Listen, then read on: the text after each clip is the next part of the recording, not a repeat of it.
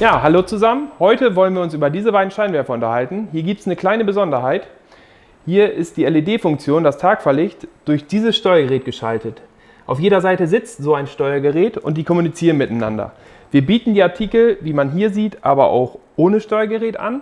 Hier kann das vorhandene Steuergerät vom Fahrzeug, falls es noch in Ordnung ist, wiederverwendet werden. Wichtig zu wissen ist, dass diese beiden Artikel nur miteinander funktionieren, wenn beide Steuergeräte in Ordnung sind. Das bedeutet, wenn ein Steuergerät defekt ist, wird die LED-Funktion auf der anderen Seite auch nicht funktionieren. Somit schmeißt nicht beide Artikel komplett raus, sondern guckt, wo liegt der Fehler und welchen Artikel muss ich wirklich erneuern. Aber auch andere Fehlerbilder, wie beispielsweise ein nicht richtig positioniertes Leuchtmittel, können zu Fehlfunktionen führen. Dazu schaut auch gerne unser Video Elektrisches System an. Zudem solltet ihr hier vorne nicht auf den Leuchtkegel fassen, weil ansonsten die Langlebigkeit der Glühbirne beeinträchtigt wird. Nach der Montage ist es ganz wichtig, eine Grundeinstellung durchzuführen. Wenn ihr noch Fragen haben solltet, könnt ihr euch gerne an unseren Helpdesk wenden. Bis zum nächsten Mal.